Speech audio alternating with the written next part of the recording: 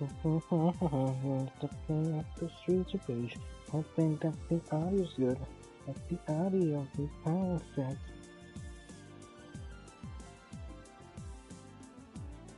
Don't stop till you get enough.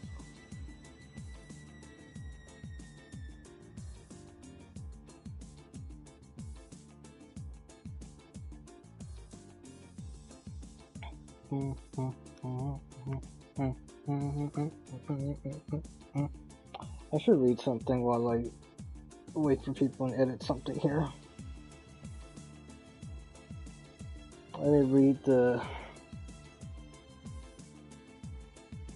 Wikipedia article of Streets of Rage 4. That will pass the time.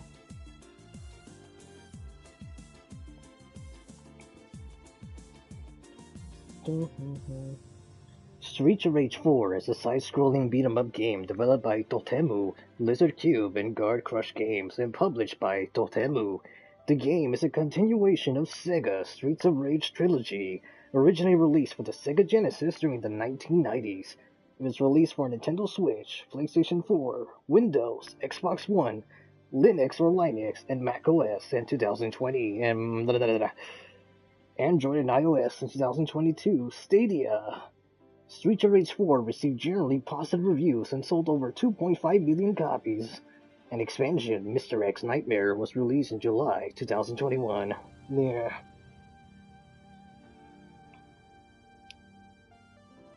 Oh wait, okay, people are showing up. I gotta look at the comments. Just a moment. I need to put the thumbnail and monetize the video. I'll look at the questions in a bit as soon as I get all this up and running. Oh, actually, I should be asking, how's the sound quality? Because I haven't listened to the audio yet. I'm hoping the sound mixing is good enough. Or if I need to lower the game audio even more. Hold up, let me...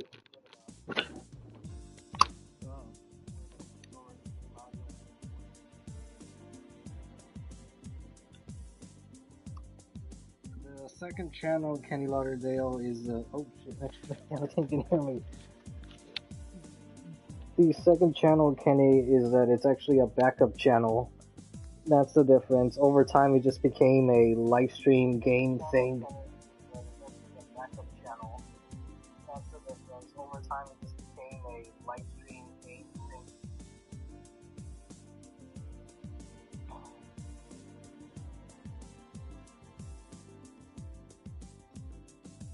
Hold on, I need to...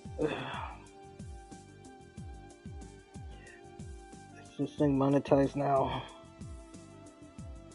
That's the only problem I don't like. Or maybe there's a way I can monetize it automatically, but I don't know. Well, we'll see. For some reason, the other live stream got me a yellow monetization. Oh, there it goes again. I guess it's because the soundtrack is copyrighted. Or I don't speak over it enough. Yeah, okay, I can turn my laptop off. I don't need this on right now. I'm just gonna look at the questions via phone. Should I do save select or... Yeah, I don't even know which to do, because with survival I just want to unlock moves. Because I already have them, all of them unlocked for Estelle and Blaze, so there's not much point for me to do those. And I got the ones for Adam also.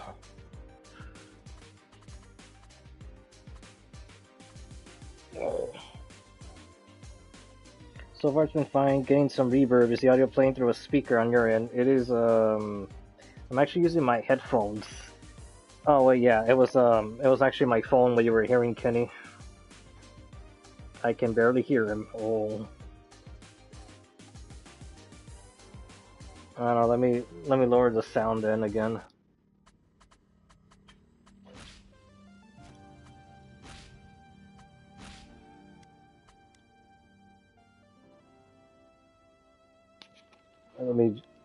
Alright, let me do it like this. And then let me hear myself on my phone.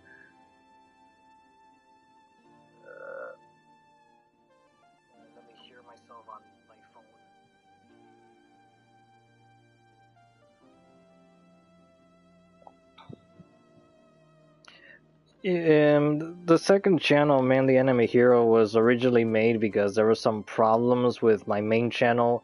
But we're talking history here. We're talking about 7-8 years ago, whenever the channel was founded.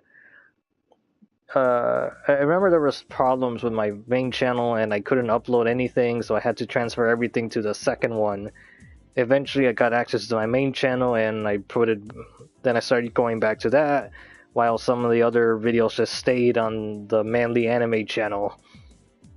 And then I would flip-flop back and forth because due to whatever copyright things happen on the main one. Which is crazy because on Manly I have a bunch of the Kinnikuman character videos, and I don't think none of them have been copyrighted as of yet. They really should be on the main one just so they could have a bit more protection, because on my main channel I'm able to block videos in Japan. And this was before YouTube did some layout update. I was able to block it on whatever place I wanted, but I don't have that ability anymore. For some reason, I'm miraculously able just to block in Japan if I have to. Because before, I would actually block videos in Italy, because at the time, Yam Endemol was just copyrighting everything, even though I was using versions that they should not have access to, because it's not their region. I'm not playing the Italian dub. And just because they own the show doesn't mean that... Because I like to bring up the Claymore scenario, if anyone remembers that anime. Is that the Claymore anime in America, it's owned by Funimation Entertainment, or Productions, or whatever they're called now. Just plain Funimation. In Italy, it's Yamato Video. In Australia, it's like Madman Entertainment. And I think in the UK, it was Manga Entertainment, so... And despite all that, like sometimes you would get copyrights from all of the different companies, or Yam Endemol would just keep showing up out of nowhere. It's like, hey, leave me alone, leave everyone alone. Because I remember the same thing happened when Attack on Titan first aired. I guess I'll just play one stage here. Let's see, Flying Scythe, Grenade, Police Tackle I'm keeping, and then I'm keeping.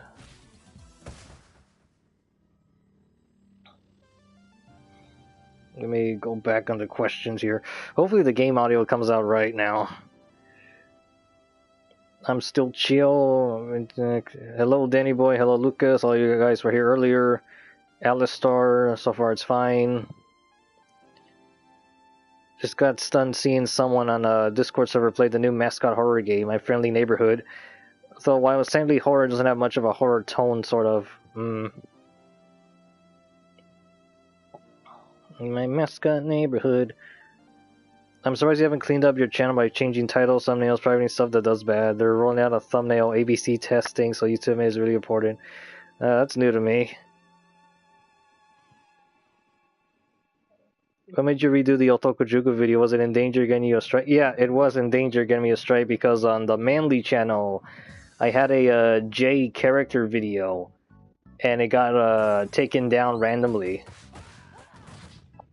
by Toei, obviously.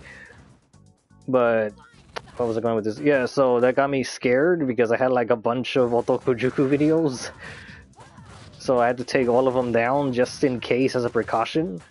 Because I knew like the way I edited back then, they weren't exactly, safe. Because the way I edit stuff now, I make sure to go out of my way to. The problem with a lot of my old videos is that I let the footage run too long for like a scene instead of like cutting it up into little pieces or transfer to something else. Because like for the movie, I left like 20 or 30 seconds play. Of a specific scene. I'm like, no, that's way too much. What am I doing? But the actual anime review doesn't require too much editing. Although that does give me the opportunity to fix like an error that I said, because I said that the actor for Luffy played Hidemaru, which wasn't even right at all. I don't know how I made that mistake. I guess at the time I was probably thinking of her roles in Dragon Ball as Krillin and Yajirobe. Maybe that's where I make that error in judgment. But yeah, the Otokojuku videos were I took them down in fear of them like making me lose the channel.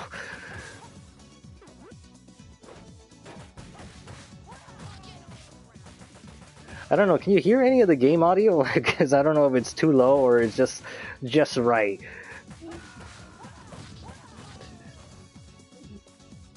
Because I'm not. I have headphones on, but I'm not like hearing any of the game at all. Just so you can hear me better, because the headphones are acting as both the mic and for me to listen to the game audio. But you know, just for the sake of where you guys can hear me better, like I have the headphones by my throat.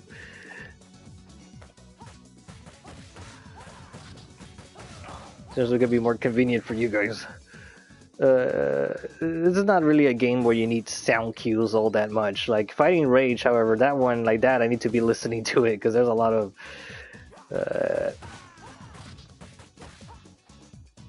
like enemy patterns and weaknesses, and when they make certain sounds, especially when I'm fighting like I forgot the name of the Raven. Especially like, I don't know, I just like hearing her say like, get on the ground. That type of shit. Also like all the slams that she does, Estelle Aguirre. The manliest character of the game. And the thing is, she wasn't even, I don't even think she was even planned to be playable at first, because she was just a boss. And it wasn't until the DLC that she became a playable character.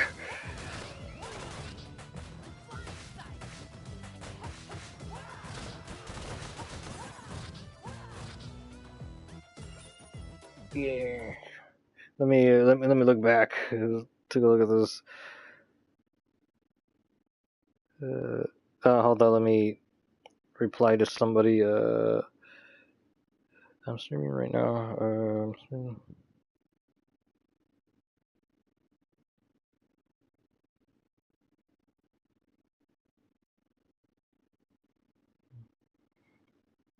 All right, let me look back at the questions. I don't think they own the games. Audio's kind of low. Gotcha really needs a part 4. You can keep it quiet if you want. So when will your new Gotcha anime come out? I don't know. We were talking about this earlier. Tack, the artist cat, yo. Yeah, I keep wanting Gotcha. I just want Tatsunoko to go back to the roots, and we're not getting that. Gotcha Man versus Devilman win. What I've been wanting is Kinnikuman versus Devilman.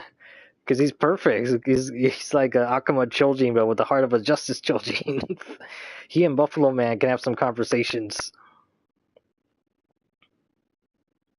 I guess I'll change the game audio a little later. The case with Ginga and Nagareboshi Gin is that with the aging fan base, it already began sort of niche. Even if popular during his day, it didn't press Jump editors to publish the sequels. Tatsunoko vs. Capcom 2, y'all. I have the game, and the only reason I bought it was because of Tatsunoko. I saw a question earlier, but I just missed it. Then, did you try and read Tough 3, or did Tough 2 really just destroy you any hype you have for the story in Part 1? I wasn't even aware that Tough 3 was translated, or if there's parts of it available. What's with this laptop? I thought I shut it down, and it hasn't shut down yet. Oh wait, I could change the audio right now. I totally forgot. I thought I had to exit out. Let me put it on 40.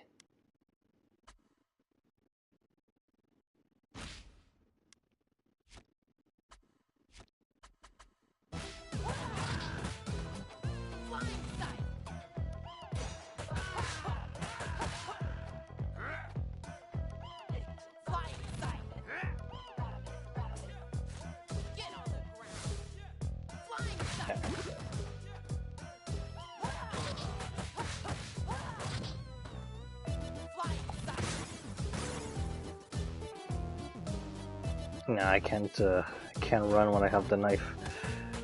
Instead I get like a different motion.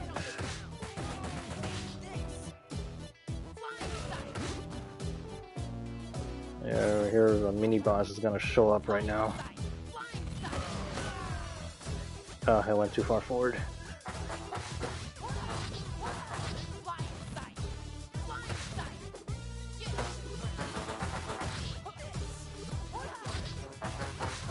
Oh yeah, unfortunately I'm only playing it on normal because I haven't been able to really get beyond that at all. I'm sorry. Because unlike most beat 'em ups, this one's actually about, well, this is my running speed, okay? And almost every character moves like this. That's what I don't like about Streets of Rage 4, because in Streets of Rage 3 you actually could run. I'll show that a little later, because you can actually unlock the previous characters of the games, 1, 2, and 3.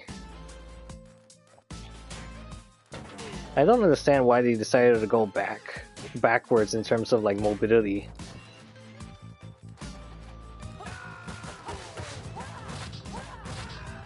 But thanks to some like customization, I was able to get like the flying scythe, which pretty much acts as an anti-air, and also like, oh, I can move. Well, that's the other reason why I lean towards Estelle right away, because of this. All right, let me see if I.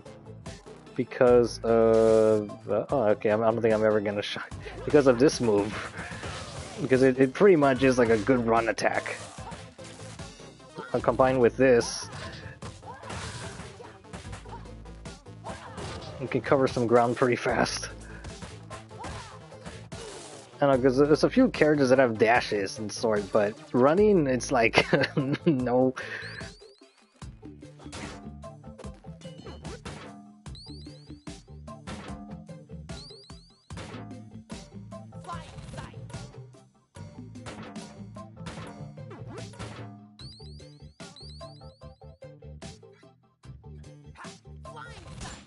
Oh, I did not time that right.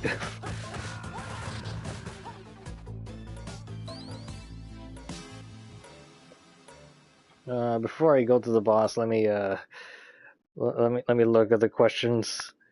Have you seen Hari Manada, a Yokozuna manga that'll make you stronger just by reading it? Nope, haven't heard of it.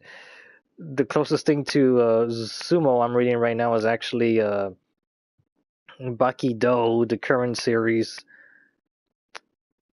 Oh yeah, going back to the whole tough question. Tough 2 is just... that was just bad. I mean, Tough 2 just has everything I don't like about a sequel. Like, it has the worst parts of Scramble for the Throne, Fist of the Blue Sky, Fist of the North Star Part 2, and the worst parts of Baki, all in one manga.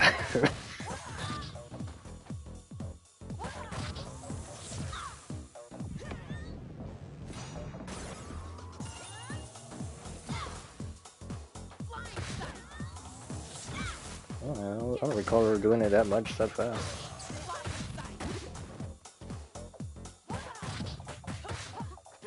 Oh, I just realized I hadn't even done the main specials. I've just been relying on the ones that get me across the screen.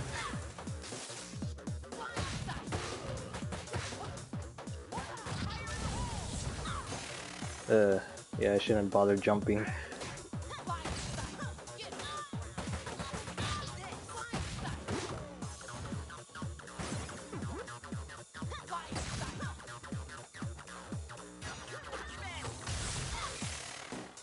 Nah, that didn't work. Well, it should be just about done by now. Watch me get like a B. Because there's no... I only got like an S rank on the second stage.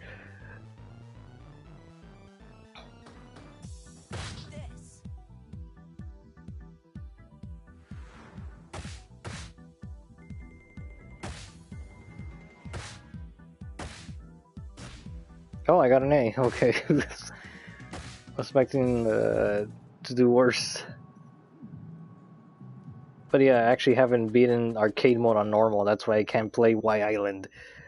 Like I beat it on easy, but even then, I got better at the game, but I'm still nowhere near like the necessary requirements to be considered good in this game. Because I tried it on hard when I first played it, and the mobility was just killing me so much. Because there's still hardest, Mania, Mania Plus, and I think there's a Mania Plus Plus after that.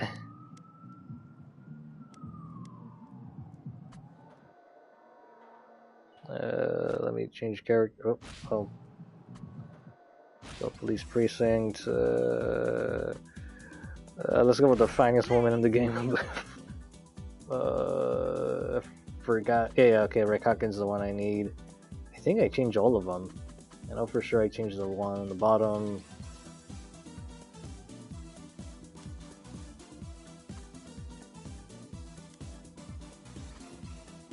I think I do change all of them. I'm trying to recall the names. What the hell? Why didn't my laptop turn off? Let me look in the questions and fucking hell.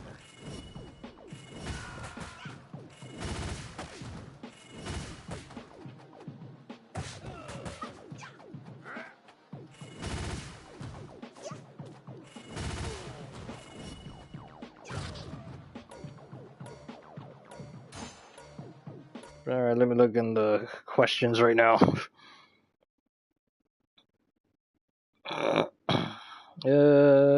Other things I did, a friend from Discord showed 2 Studio Ghibli movies outside of Ponyo, House Moving Castle, and Kiki's Delivery Service. And I think I think House Moving Castle is like the most popular one, really, for like casual Ghibli watchers. So most of the sequels were released in magazines aimed at middle-aged men. The juxtaposition between Devilman and Kinnikuman's tone would be wild. I believe there are rights issues with tons of Capcom, mostly from Tatsanoko's side, of course. Gatchaman meets Brave and the Bold would be hype. Yeah, I guess that's the one that fair, but I don't know. I feel like even the default Batman would still work with Gatchaman. Those obnoxious ninjas. Since you like Streets of Rage 4, I heard there's a new Double Dragon game. Yeah, it's called Double Dragon Gaiden. Like, I've seen footage of it, but I'm not too excited because I actually haven't played a single Double Dragon game. Although I do like the idea that there's one character that uses a gun, and I'm not sure how common that is in beat-em-ups. So don't just got 5 kids, what do you mean? Made for comments. I read all of Tough 2, man. All of it. And there's a lot of highs and lows, but mostly lows in that game, in that story. Because like freaking Kitty was like I was trying to do like flying side, but like I'm not Esto right now. Like what am I doing? The thing is, like Kitty was like a waste of a character, and I really want to know what happens in the original Tough. Like how does it end? And I know it has to do with Kitty showing up somehow, and I'm wondering what's happening with like what was his name? The artificial human, was it Garcia? I think it was Garcia, like the one that defeated like Iron Kiba. Like Iron Kiba was like what really made that series for me. He's like such an evil man. But the thing is, like Kiryu, at the very least, in almost every appearance in the early parts of the manga, he just shows up to like mock Kibo and telling them like, oh yeah, I don't know, how come you're not killing these people, and why do you oppose me? And the thing is, the majority of Tough, what I really hate about it is that it's going back and forth constantly in like, oh, what is the objective of the manga, or what is like the place of these characters, because it really feels like Fist of the North Star, because you have your Jaggy brother, you have your Rao brother, you have your Toki brother, and then with Kibo, that would be like Kenshiro of the group. All with the Danta Shinkage style, figuring out like what's the real thing, and then there's certain plot threads that just like stop. because the whole stick in the beginning is that that Kiba was supposed to save his dad, but then we find out what that contradicts all of that is freaking Kiryu is saying like, "Oh, I've been healing your father in secret," and why would you do that, Kiryu? For he can suffer longer because it's harder to live. And then he's just like that for almost the entire manga, where he makes threatening remarks, but he never like lives up to them. And then as the series keeps going, he just gets his ass beat every single time. Because when he loses against, jeez, what is the name of that character? The freaking Ghost Joe? Phantom Joe. Because when Phantom Joe shows up, like, he's hyped up a lot. Because this Mafia goon is, like, suffered horrendously from him. He's, like, completely, like, an amputee because of Phantom Joe. And then when Kiryu fights him, like, he loses badly. And then, what was the name of the other brother? The Toki brother character. It was Suno. Suno is saying like, "Oh, Suno meets Phantom Joe," and then Suno is claiming that, "Oh, you think you defeated Kiryu? No, Kiryu lost on purpose so he could learn your fighting style." Like, and then Suno just defeats Phantom Joe like nothing. And that's another example why I don't like what is the goals of these fucking characters? Because Phantom Joe, I mean not Phantom Joe, freaking Suno starts off that he also like apparently was the one that really hurt Oton, like Kibo's father. But then you also find out that he kind of like wants to help him, and then just huh? To me, like the writing is just a freaking mess, and it's getting to the point where it's actually like pissing me off. Because like where am I going with this? I'm surprised I can actually focus and argue at the same freaking time.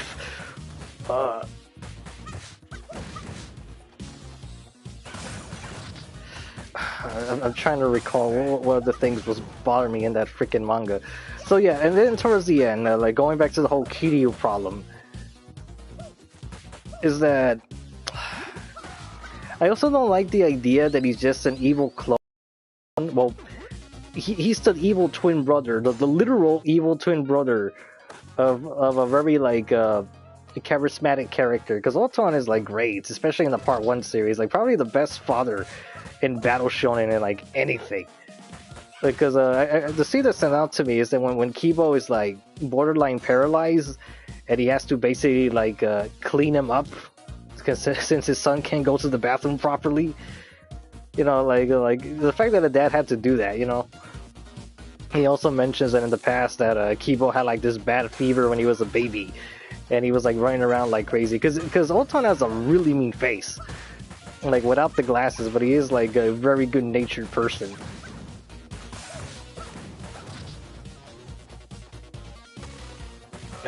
Fucking thing. What else was like bothering me in that fucking...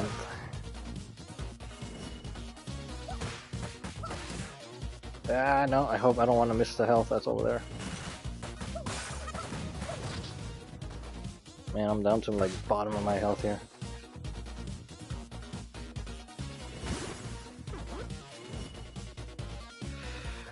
Because later on there's like this group of like this branch of this other martial arts supposed to be like the true Nada Shinkage style or something like that. I forgot. I wrote a bunch of notes for this manga.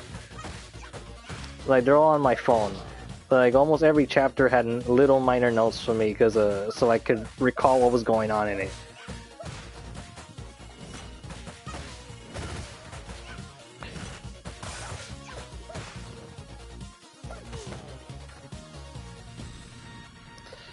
And basically, once these other characters shows up, Kiryu fights this character called the Gale, and they have this impressive fight scene like on like in between subway trains at high speed, and then Kiryu loses like pretty badly, and then you find out later that Phantom Joe is like the equivalent of a masked Ashura compared to them because he's not that powerful, and yet like freaking Kiryu lost to him, and then later on, Kiryu has a rematch with the Gale, like in this highway. Basically, think John Wick 4. That's basically the fight scene, just without the guns. Like they're in the middle of a highway, and there's a bunch of cars speeding by, and Kiryu borderline just like doesn't win, but he also wins because he's completely mutilated because he gets run over like once or twice. Like his balls are smashed or like pretty badly injured, and he's like almost blind and like, I think almost even deaf in the middle of this fight against the Gale. And then the Gale's like super intimidated because Kiryu just keeps standing back up over and over to the point where the Gale just runs away from the fight, and then Kiryu just like passes out. And I find it kind of just like a waste of time because even before that fight happened, he said to the Gale, "Do you really think it would be that easy to defeat me?" And it just sucks so much because in the beginning of the manga, like the first 100 or so chapters, every time Kiryu shows up, there's like this either a double page spread or this entrance ceremony for him every time to show like this guy's like this mean mother and he is like dangerous. The guy fought against Oton, and then when you do see him in the rest of the manga, he is literally like the Jaggy equivalent of the series. He just gets shitted on like so much. And so I had a hard time finding him interesting. Yeah. Yeah, so I'm sorry I made for comments. Seiko was Toki. Seiko, yeah, Seiko wasn't he Suno's like. No. Seiko to me was shit. I actually got confused now. Let me think. Kibo was Kenshiro. Raoul was. No, I think Raoul was supposed to be Otan, and then Seiko was Satoki. Or actually, I don't know anymore. I got confused. I know there was comparisons. I really found a tough one as Pachinko and the fight with Garcia's anime, but I could find clips of it. Oh. So Anime Hero, I know most of your videos focus on masculine anime. Well, what's your thoughts on Urusei Yatsura? Did you watch it? Are you planning to make a video about it? I haven't seen like anything about Urusei Yatsura. The most I know is that it's shit. What was I going with this? The most I know about Urusei Yatsura is from like what Cool Tap posts on his Twitter account. Because I know about the character, I know about his history, but I never actually seen anything about it.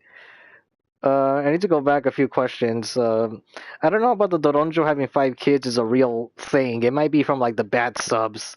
Because I know for the 2008 Yatterman, there's like a lot of like bad subs out there. Unless that subtitle is from the Blackjack like dating thing, like during the Tezuka crossover stuff. Maybe that might be for a parody. I don't know. Unknown E24. Hi, Anime Hero. What do you think about Saint Seiya? I like it, but it's not like one of my favorites. The soundtrack is definitely one of the best things I've heard coming from Toei and anime in general. The soundtrack is just really, really freaking good. Same thing goes with the theme songs, whether it's Soldier Dream or Pegasus Fantasy. Like those two songs are just really good for opening themes. Dragon Shiryu and Phoenix Iki are my favorite characters. Seiya's probably my third, but after rewatching the series with the Sentai Filmworks dub, I actually appreciated Shun a lot more. I actually kind of got where he's coming from now. That fact that the whole thing is that he could still be manly without having to be like overtly masculine, and that's like the conflict that he endures through a lot of the series. And I know I saw Himo Kim earlier. Nick the yeah, the Dragon Slayer was like it's a it's a weapon you can get, which is crazy. Um, in one of the Double Dragon ports, you could pick up guns and shoot. Hemokin, that sounds like Nachi did in Rikio, saving lives just to make them suffer longer. Yeah, but the thing is, Nachi was like straight up, there's a whole arc to him dedicated to him, and he does live up to the hype because when Rikio fought him, like freaking like tornadoes and tsunamis occurred, even though Nachi has like very little scenes. And Tough is from the artist of Rikio. I don't know how much input he has in writing Rikio, but Tough is basically his baby. That's where you can find out like how he really is as an author. But I don't know what was going on in his head for Tough too, because like the sequel just feels like a mess, man. there are some recurring messages from the first part into the sequel, but the first series is way better. The first Tough series called Iron Fist Tough. Um, it's just like it's almost a lot like Baki Part One, just without a Yujiro. If that makes any sense, but it's still pretty good because the guy, the author, is very dedicated towards martial arts and different fighting styles.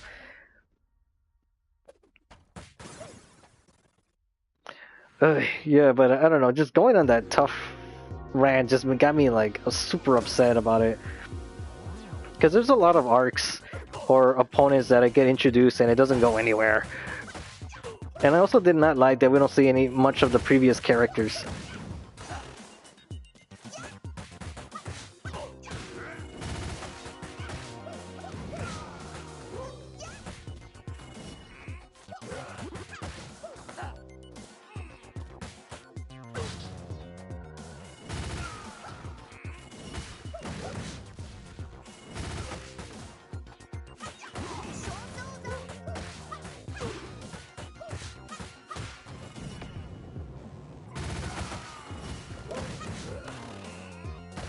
Thought I could like.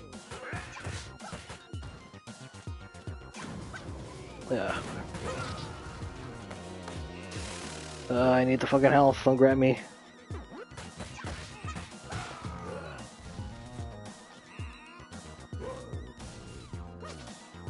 I fucking missed that.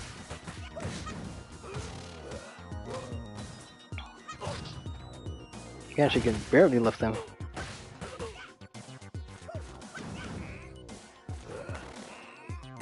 Ah, fuck.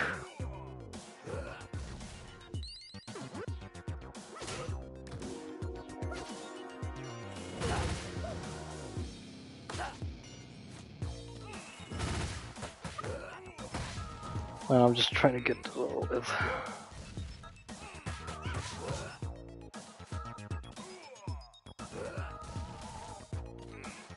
I missed my shot.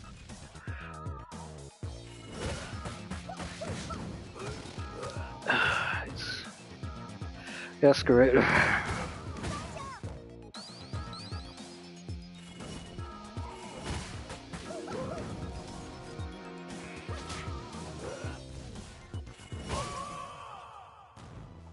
Pretty sure I got like a B or a C. I don't think. Oy.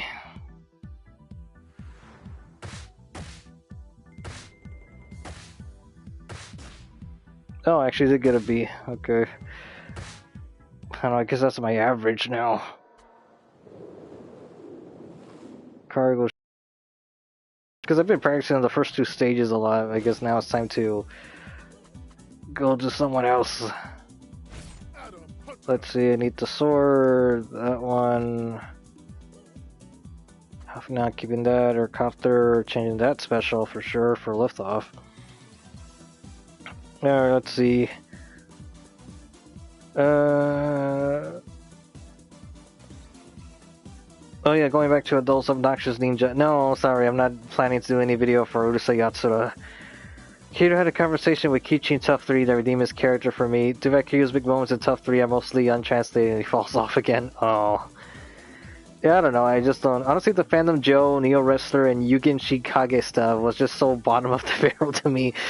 Even the concepts were cool, the execution, it's like Baki Part 2 levels of trash. I don't know, I feel like it's more like Baki 2 and Baki and the majority of like the pirate character from the Olivia like prison thing, because that pirate guy was just a waste of time. There's no point for him being there. I remember reading a little bit for Ulton, the guidance, so I probably will go back to that at one point. Fair point, lol. A character that I thought was weird was that never brought back was Ulton's sister. In part one manga, live in Tokyo, had Kichi lived there for a little bit. Oh yeah, because he did have like a relative. I'm not sure it was a sister.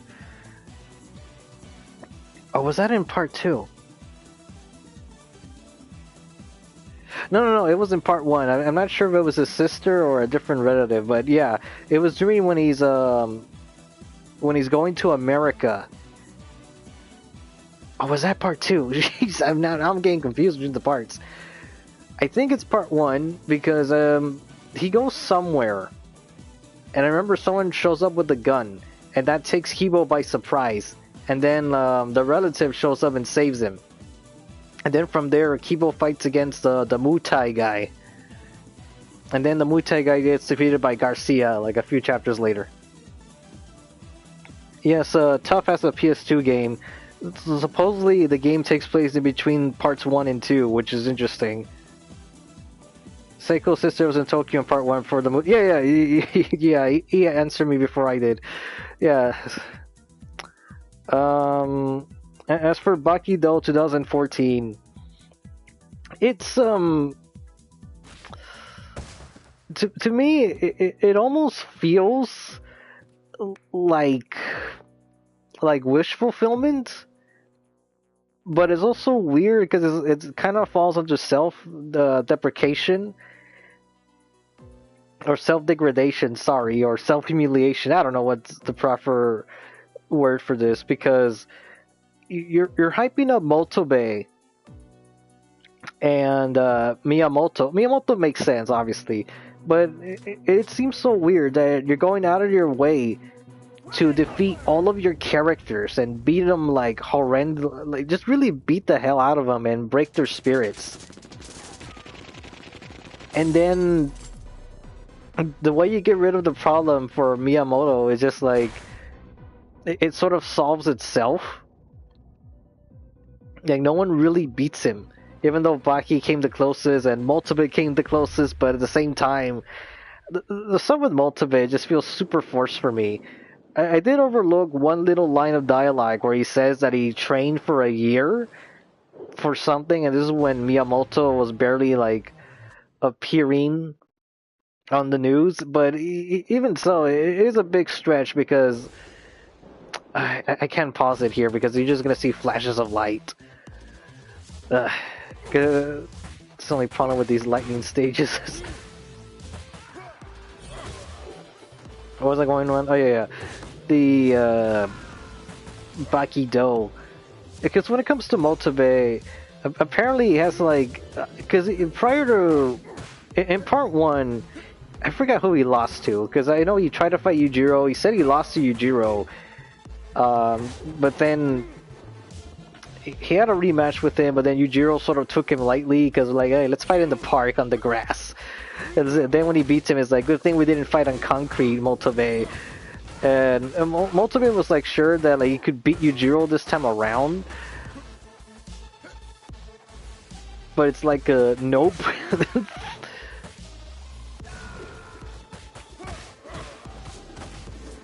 What else happened?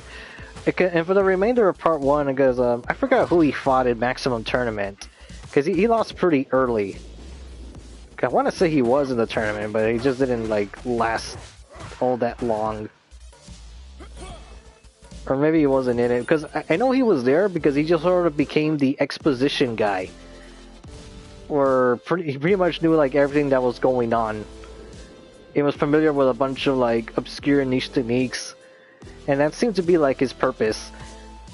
Because I don't recall exactly like what he does in part 2. Because I know he fights against I think it's Yanagi, the name of the poison palm guy. Because I know like he is dangerous. Because I remember when I mentioned the video, like he just beats like some guy. That's how I poorly described that fight. When technically the Yanagi character is responsible for poisoning Baki. So he has that going for him, and he basically almost killed Baki because of that. Yeah, I hate these fat guys so much. Especially in the final stage, because I'm just like, why is there so many of them, and why are they so freaking fast? Stop laughing. Oh, hold up, I gotta help this little pup up. Get off there. Excuse me. Let me think. Going back to Bakido.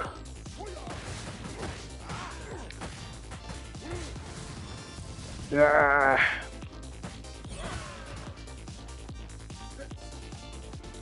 Oh, come on. Okay, I don't know why I forgot I could do this. I know there's health in one of these. Okay, it's the...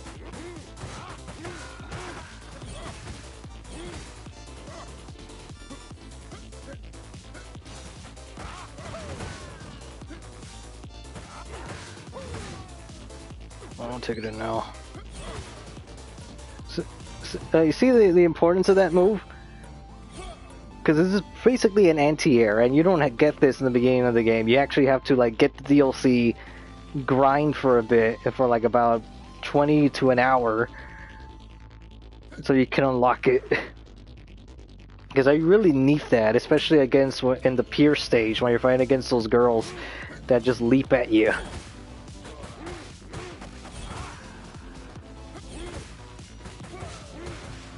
Do you have a hammer? Hammer time! Is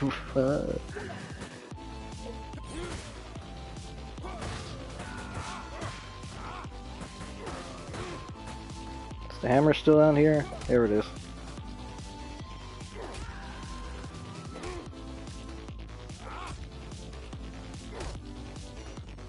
I think, pretty sure I had another shot. Ah! Come on, stop it! No, I did not time that right. Here we go. Oh, come on, now that I missed that. Please tell me there's no more. I saw something shining down here. I don't know what I grabbed, but I grabbed it. Oh yeah, this boss battle is like, could be challenging if you don't do it right. Well, then again, you can say that for everything.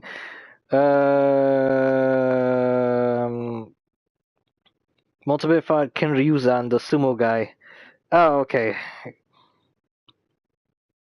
September... and lost. Yeah, I remember he lost. I was trying to recall if he... like, who he fought against. I bet if Tough got a Netflix adaptation, it would be popular just for the fact that Baki exists for new audiences. I guess so, because the OVAs for Tough, like, even though it only covers, like, some parts of it, like, they were really good. I'm actually really impressed by the animation, because the studio that did it was the ones that did Bubblegum Crisis and a bunch of other stuff. When I first looked at it, I thought it was the... Studio APPP. I thought it was them that did the Tough OVAs, but it wasn't, because it really looks like one of the things they would work on. Getting back to Bakido. Oh yeah, going back to Motsube, because when he fights Yanagi, he fights with a sword, and I think he chops his hand off, or he does a fatal wound, but Yujiro's the one that finishes him off. And I think that's the only other time that Motsube has done anything in the series. I don't recall him showing up at all in Son of Ogre. So I found it extremely weird that oh wait, we're gonna see something naughty right now. It's like, oh, okay. So we're going there. Yeah, let's get rid of this. Sorry, lady, I like your I like your getup, but I'm not into this stuff. These guys turn into Super Saiyans when they're turned on.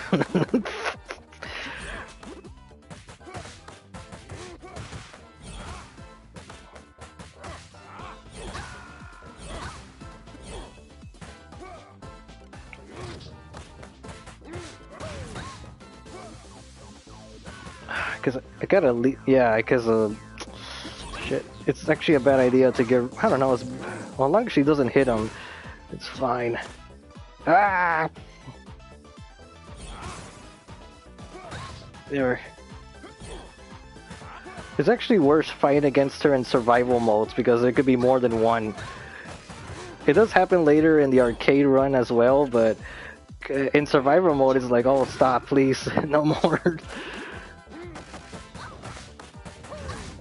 Oh, come on, I need the fucking apple. Oh, screw it, I'm doing it.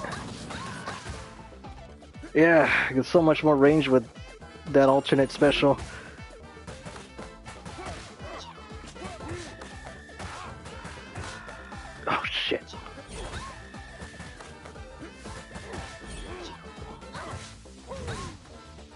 just a little more. I want to avoid using the special if I could.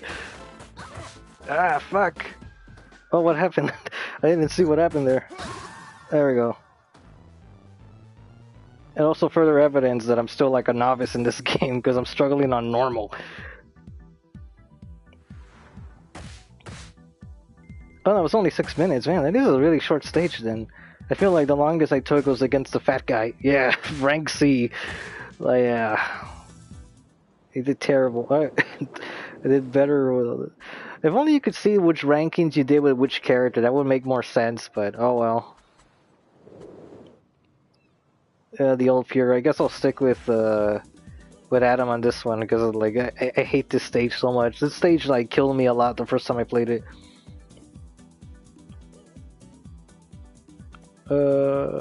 This game is hard, man. Don't be too hard on yourself for one, man. Yeah, I guess, but I've seen like a lot of videos where people are just like going like level 100 in survival mode or going even higher than that. It's like how are you doing that? Didn't realize you were coming back so quickly. You accidentally opened 2 streams and one says upcoming. Yeah, sorry about that. Because I pushed like start broadcasting before I changed the settings to so you can listen to me.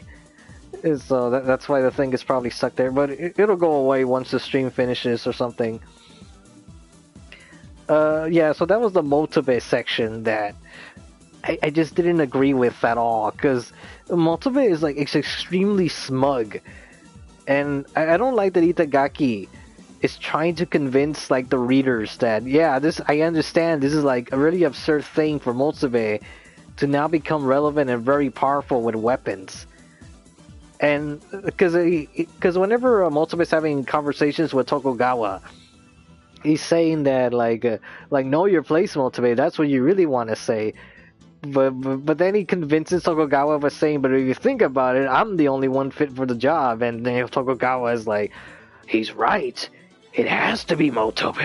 And then it's just like that for almost every scene he's in, because he has this really smug ass face that he's so confident, so bold that he could do this. And then because when he fights against Jack Hanma and a bunch of because the thing is like Bakido's fighting choreography is really good, but at the consequence of making everyone like just be whooped for these 2 characters for the whole series. It's like, really? What kind of message are you giving here? What is the message? Like the character that got the most redeeming factors was Hanayama, and that's like the very end of Bakido. Because there was like a little Hanayama and Baki bromance going on at the very end of the story. But yeah, because the whole thing with Motobe, he says that don't worry, I'll protect you all. You don't worry, Yujiro, I'll protect you. It's like, what the hell did you say to me? Then Motobe runs and flees for his life, and Yujiro's gonna go chase him in his hotel room. And just like, what the fuck? But then I meet Motobe. Protect us from whom? Who are you protecting? Because at the end of the day, look what happened. You supposedly defeated Miyamoto Musashi. Miyamoto Musashi then started going on a killing spree against all these other cops. And maybe even more bystanders if he felt like it. Who did you protect, Motobe? What did you do? I'm like, man, that is a good figure. Jeez. I guess these almost be like Poison inspired.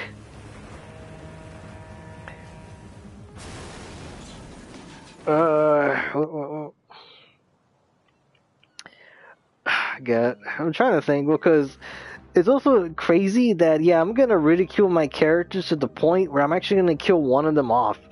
And in a way, I get it, because if you want to raise the escalation and make Miyamoto Musashi a threat, I mean, Itagaki did a convincing job in making... Oh, I hate these girls so much.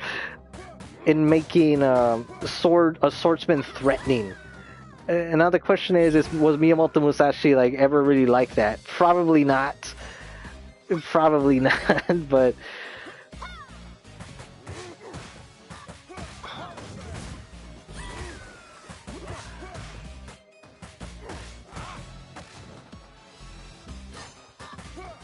Yeah, don't slap me.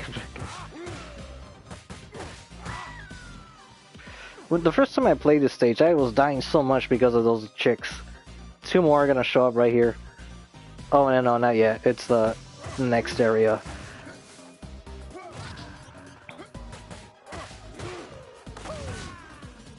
I thought I did the chopper instead. Oh, well. No, nope, no baseball bat for you. No. Ah, shit. Tatsumaki Senpuku Yaku.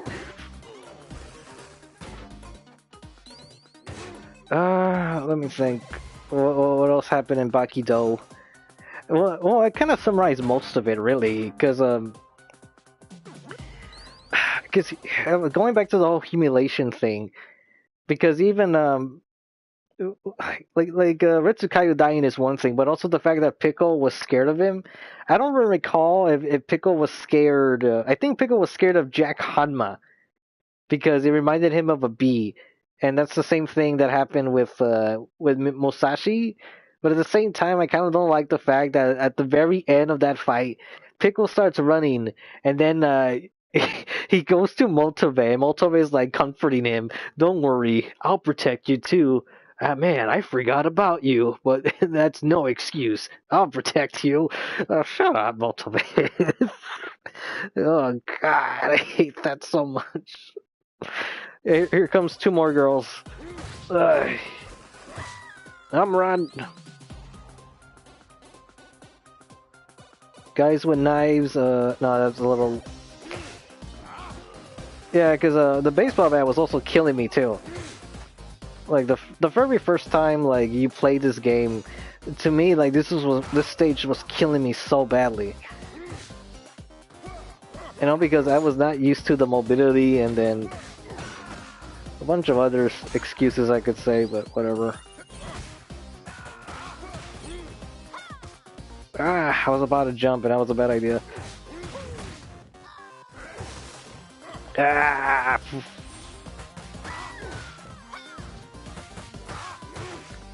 But at the same time, I understand that Streets of Rage 4 is about like, well, the way Streets of Rage 4 plays is that we don't want you to move.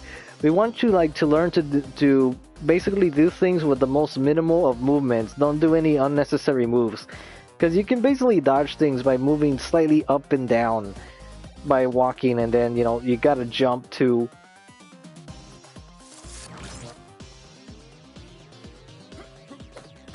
Ah, come on, you freaking grab me already. Screw it, I'm going for the health. I hope this is the right one. I don't want to get the full health yet. Okay.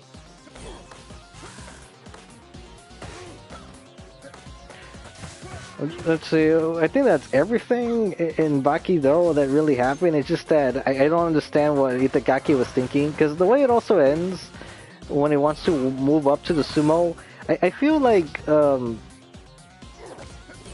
the sumo is more of him just doing personal research, because the way Bakito ends, that's how he's describing it. Because it doesn't sound like he's talking to the reader; it sounds like more of a journal entry, where he's actually legitimately curious in how sumo wrestlers work.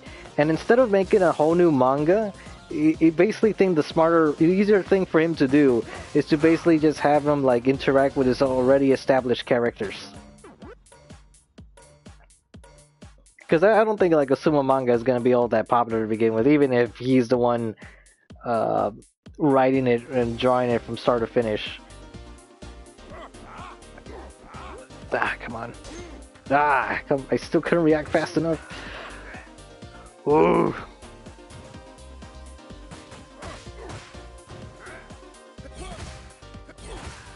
I don't know, the character I played the best with is Estelle so far, but I think that's only just because of that police tackle. Because that covers so much range.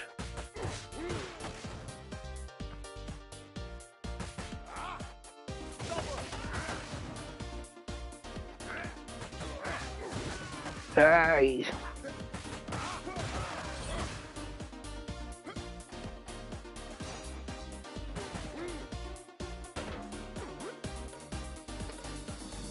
Fortunately, this is the only weapon I get.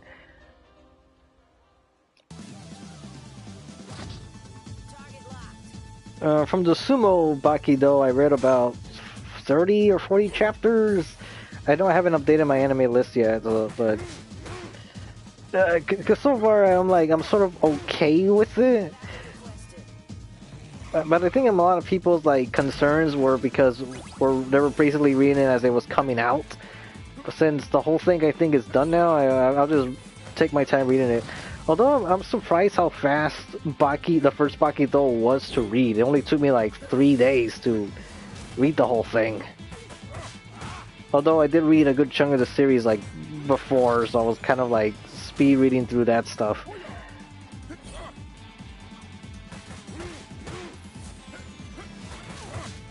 It's also good that Adam has like this freaking dash. Because most characters do not move that fast at all. Ah! Fuck it, I need the health now. I need to go over there. Ah, no, I don't want to. Grab it, grab it.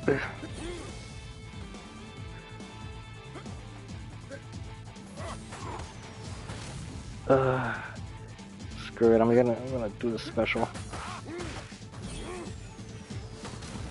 If only I could do it in the air, that'd be really nice. Oh, come on.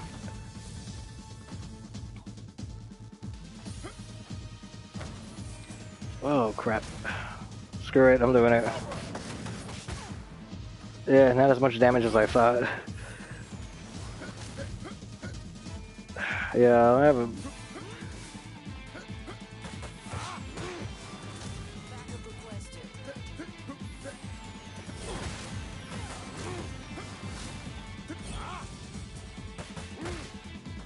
Oh, how come I didn't do the spin?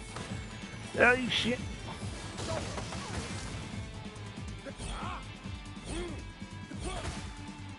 Come on. Oh, screw it. I'm surprised I didn't KO her. Like, I'm gonna end up fucking dying. Come on, dash out of here. Is that a KO? No, not yet. That was a KO. Shit. Even with this dash, like, I'm still not fucking fast enough. Or that's the thing. Like, actually, let me check his stats because I'm curious. Is he power 4 or power 3? Oh, he's serious. Just one hit away. God damn. Let me look at the questions. I have a bunch of beat 'em ups on the PS4, but this is like one I've been practicing lately. Let me get like a C rank or a D rank. I just know it. Yeah, C rank. Let me do the stage again, but with Estelle.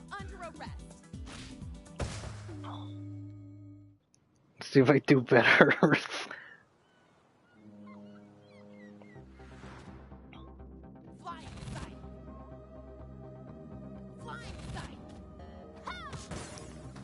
Man, I hate him so much.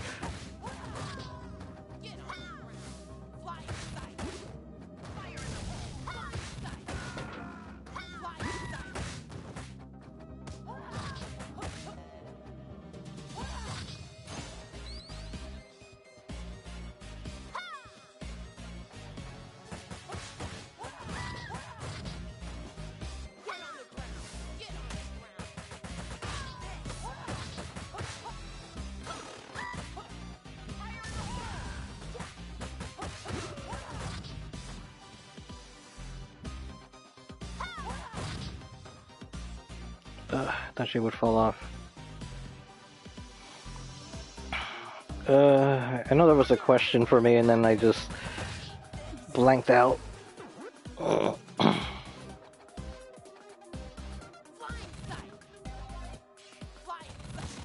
I forgot. Don't jump against those guys because they'll just uppercut. Oh yeah, the other beat 'em ups. So the other beat 'em ups I have was Shredder's Revenge, Fighting Rage. I have an old stream of Shredder's Revenge where I do the whole arcade run. That's like a 4-hour stream. 2 of the hours are about the arcade run, and oh, I shouldn't have done that.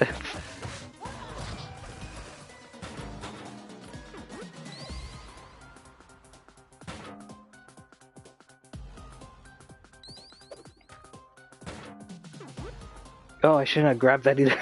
Oops. Hammer time. Oh well. Oh wait, hammer time. I'm not even using a hammer. This is a baseball bat. What am I saying? Oh, yeah. I always forget that. I honestly forget, and I don't see that hole there. And this is why I hate this stage so freaking much. I hate it. No, fucking kidding me. I died. I fucking died. Oh. Yeah, I already did worse already automatically because I died this early in the stage. Because the stage is actually pretty short. It's just that all these pitfalls. The hardest stage of the game is like the Chinatown one. I'm pretty sure that's it. But to me, I think it's this one. Because I can't imagine how more difficult this shit is. And like in the more difficulties, because I'm already dying twice. I'm not ashamed to just like, I'm exiting out of here. I don't care anymore. I hate that stage so much. To me, the pier is the worst stage of the game. Oh, they did. Adult Swim announced a ton of new anime they're producing. Have you ever read Guyver? I forgot whether you mentioned in a video or not. Made for comments. Yes, I read Guyver many, many years ago to the point where I caught up. And then to me it was getting annoying because they keep like recapping a lot of previous events for a new chapter. And there's a lot of establishing shots which are extremely detailed, but they just take up a lot of pages and space just to show that, yeah, look at this great big piece of scenery and how little story we're moving and our speed. But the last thing I remember was I'm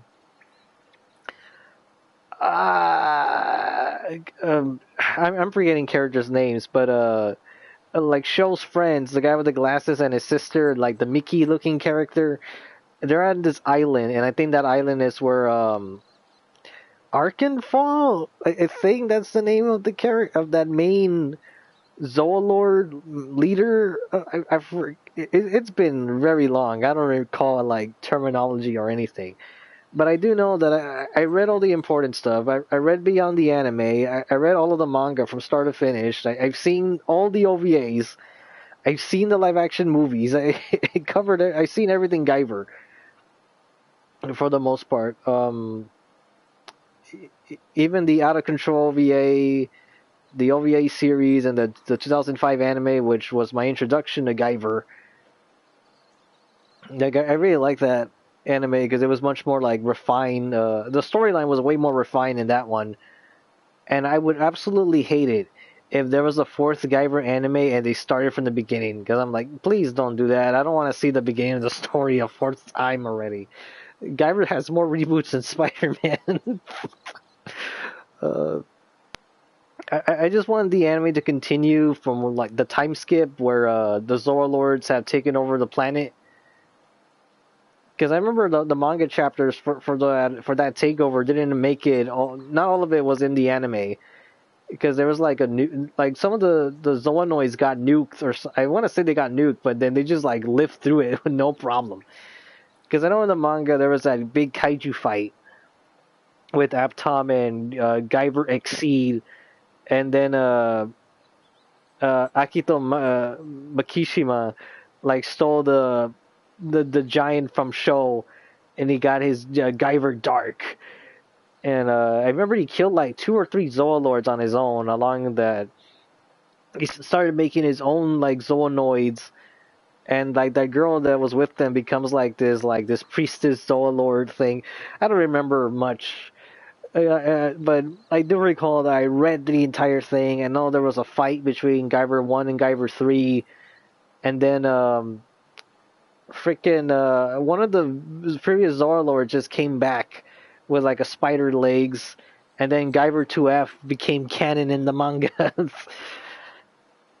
since she was from the OVA. But yeah, for Guyver, I've seen the whole thing.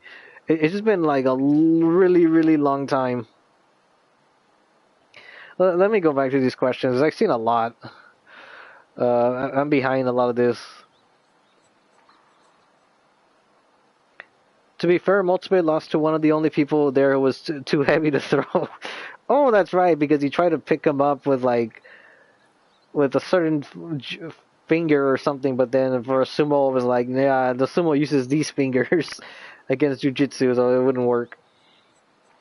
Those obnoxious ninjas. Hey, I'm a hero. What's your favorite Fist of North Star characters besides Kensho and Raoul? Which I mean from part 1 and part 2. For me, it's Toki, and 2 is Kaio, almost because of his armor.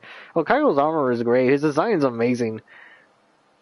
But for number 3, it would be Rei, because he pretty much represents the best of Nanto.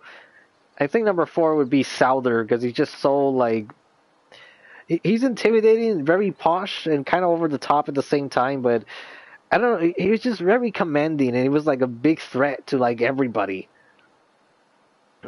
Also, like in terms of evil, like he was up there. I mean, with enslaving children, and then you find out his backstory where, he just wants his father back, but at the same time, it's like he's not so egotistical that he doesn't believe that he won't die, because he's basically making all these children slaves, make a grave for himself and for his deceased mentor slash father. But he's like really messed up also, because he brutally killed Shu and done harm to who knows how many other people with his enslavement and Egyptian theme like villainy. I think Kaio is up there mostly for like cosmetic reasons. Maybe Toki would be like in the top 5 also. I do like Jaggy a lot, even though I kind of wish he became more relevant in the storyline, but that didn't happen. Jaggy's design is just really amazing too.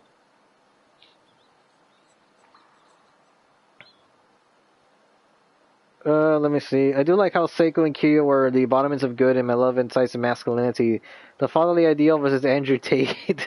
I don't know who Andrew Tate is, so yeah, that's new to me. Sorry. Um. By the way, I said this the last stream, but Martial Master Asumi has been pretty good. 6th chapter comes out tomorrow, and what happened? Did I lose connection? I hope not.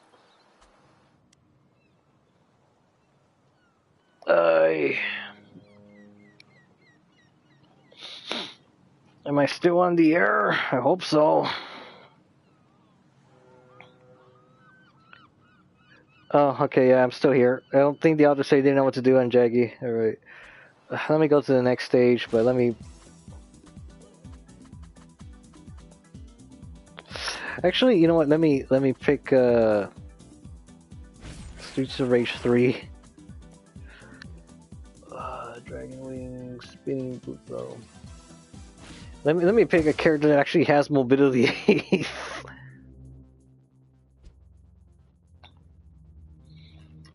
The takeover the new human culture deserves more expansion in a hypothetical anime. I don't know the new human culture. Oh, you're talking about Guyver, okay? Because when you said the takeover, I was thinking of the beat 'em up game, the takeover. So when you said the new human culture, I was like, what beat 'em up is that? I haven't heard of it. Oh, that's not right. I need to go back up. I lost a lot of questions.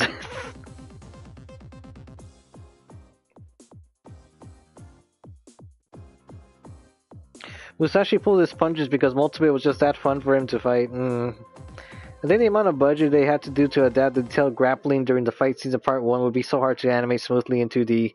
So I imagine they go with CG. Oh yeah, because thing is Tough is more worthy of being called Grappler in its name than the actual Baki series.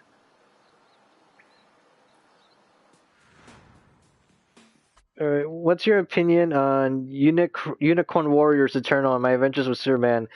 Falcon's been asking me the same thing, and I'm sad to say, Alistair, that I haven't watched either one of them. Because Unicorn Warriors has been like, whenever Falcon talks about it, he doesn't like it, and whenever he tells me about it, I'm just like, yeah, I just get discouraged in watching it. My Adventures with Superman, like I should watch it at some point. I just don't really like the Bishonen designs, to be honest. Like to me, I think that's just like me being like, I don't know, biased and pretentious. But yeah, because I know there's been tweets between like which Lois Lane do you like the '90s like feminine the like feminine, like office lady, secretary, you know, that type of hot Lois Lane, or do you want the tomboy Lois Lane? And I lean more towards the '90s, like by a lot. I mean, because she had that skirt.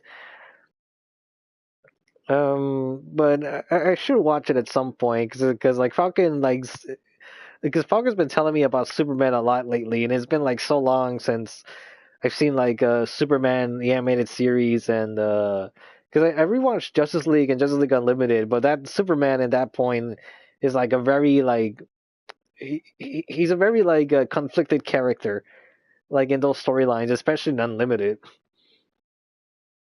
I don't know why, but I want to see Saikake Otokojuku X Senran Kagura due to the fact that it's martial arts high school dropouts facing against high school ninja girls. Yeah, that would be great because the Daidoji. I've been kind of tempted to buy a Senran Kagura game just to play as Daidoji, but I don't know. I'm not sure if I can like because I'm pretty sure the games are good. It's just that I don't know if I want to like get in there yet. But at the same time, we're like, but hey, you like Cutie Honey, so they shouldn't be that different. People able to play at a pro level have played this game hundreds of times. You're not gonna reach the level on a casual playthrough, so don't worry about it. I know for one man, but the thing is with Fighting Rage, like I'm much better in that game than in this one. Uh, and I just wish I could do better at this game. Because with Fighting Rage, I have more than 500 hours on that game, and I'm on like the second to highest difficulty. Saw that you watched Get a Robo Arc. How was it? Were you ever confused with the story because a lot of lore and characters are referred back from Get a Robo Go? Well, to be honest, Danny boy, pretty much every Get a Robo anime is like partially about the lore. Well, it's about the lore, but they don't explain everything. And I just sort of like learned to accept it. That whatever I don't understand is probably from like the numerous Get a Robo manga that I haven't read. Because I need to get on Get a Robo manga at one point because I barely got into Shin Mazinger Zero and the sequel manga. Oh, what am I doing? I can run because I'm playing a Streets of Rage 3 character, the one that actually has like the mobility.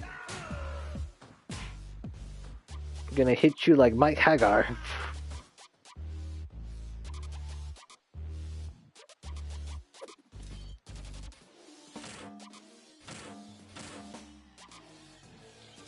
Some girl or somebody was gonna show up. I wasn't sure who. Oh man, now that stuff's out of bounds. That's good. I don't remember like what areas I can reach and which ones I can't. Ah, go away. I don't like any of you. I hate all of you so much. It is kind of weird to play as Axel Stone without the Grand Upper, but this move just covers so much range, like, it's incredible. It's fun to use, too. Get out of here. Am I gonna be able to go back? No, I won't be able to. I still haven't memorized all the stage layouts yet.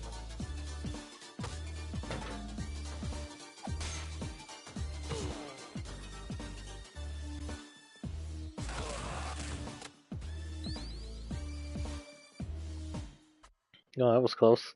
Let me look at another question. I haven't seen Baki past the first anime series. Sounds like that it keeps getting weirder. By first anime series, I hope you mean like the 2000s one, because that's the first one. Because the 2018 anime, that's actually based on the sequel manga. That's part 2. But not many people know. Well, none of the casual like new Baki fans know that. It's like, but that's the sequel. You haven't watched part 1. Because I'm almost done rewatching part 1 actually. I've been like, because I read part 1 manga for the first time this year. And it kind of just reminded me how much I like Baki in the first place. The part 1 story is like, it's where it's at. That's where Itagaki was like at his purest into like trying to craft a storyline. But then like, I don't know, as it kept going, like it just got a little bit shallow. But yeah, the Baki series do get like in weirder territory. Because the thing is, Itagaki has always been kind of a weird guy. Because there's definitely like some fetishes that he's into, and I don't know. It wouldn't surprise me if one day he came out of the closet, despite being a married man, you know.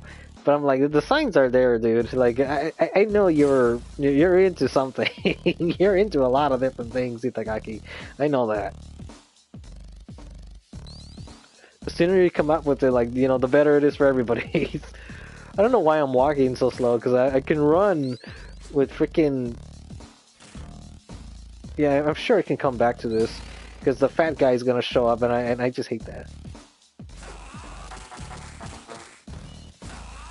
There he comes.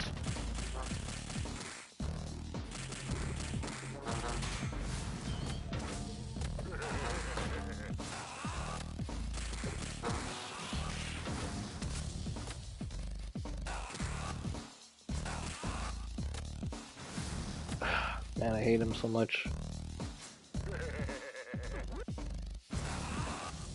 Nope, I thought maybe that could counter it, but I can't. Oh, that time I did? Was that a timing thing then? That was like a weapon here. I should have done the other one.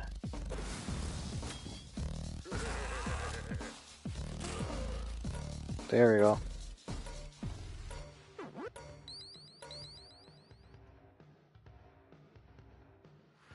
Up we go! Into the bathroom stalls.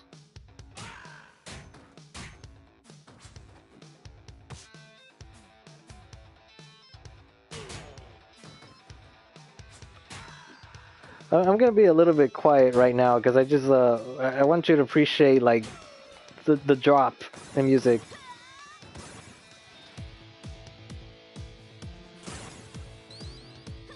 I think it already happened. I wasn't able to hear it pretty well. But yeah, like I just like the first time I played this game when the music just changed right here. I was like, oh, okay, a new enemy type, and it's got like this. I need to go that way, otherwise I can't. Oh no! Tell me I already went out of it. Okay, no.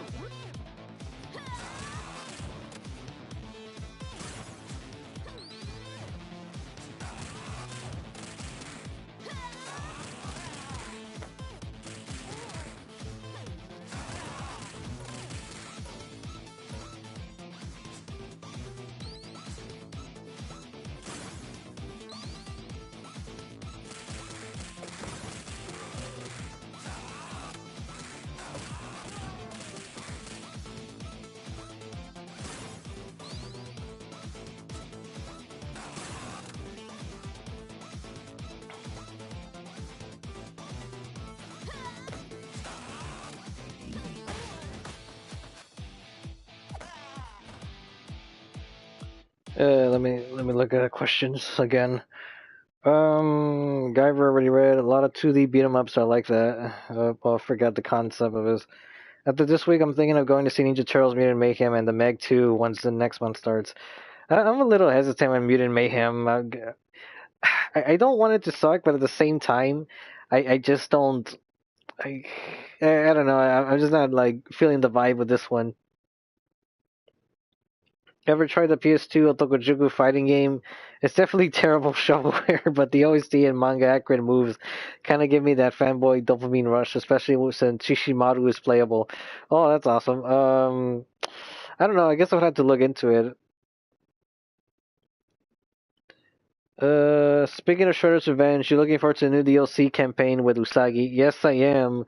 I'm just hoping there's other characters coming out that are playable. Because I know there's that mutagen transformation sequences, but, you know, to have other characters too besides Usagi would be nice. But I'm also worried that Usagi is just going to be like a much better version of Leonardo, because I noticed that he can air combo, which none of the characters can do. The closest Musou or 3D beat 'em up I ever played for Windman is Fist of North Star Lost Paradise.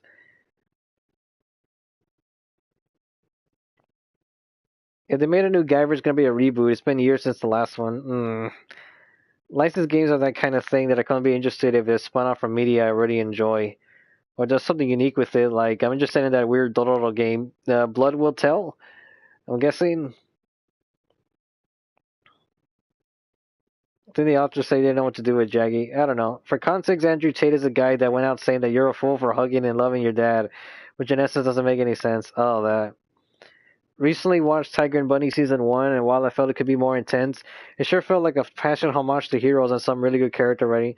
Yeah, like, Tiger and Bunny was pretty much like campiness, even though it takes place in the far future. Unicorn is great. Superman is really boring, though. I don't know, for one man. I think it's probably the opposite for me. I know for sure Falcon is probably the opposite for that.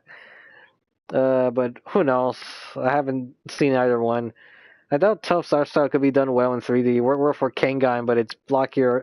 Well, the thing is for Kengan Asura, while the CGI is definitely much more emotive than, let's say, like the Regenesis anime, the thing is Kengan Asura still doesn't have the same like squash and stretch. No, that's not right because their faces and models do stretch. There's some squashing, but they don't get like that crazy as the manga does. Because there's a lot of really warped imagery. And I guess to cut that, they just transferred to 2D in some parts or that motion comic that they use.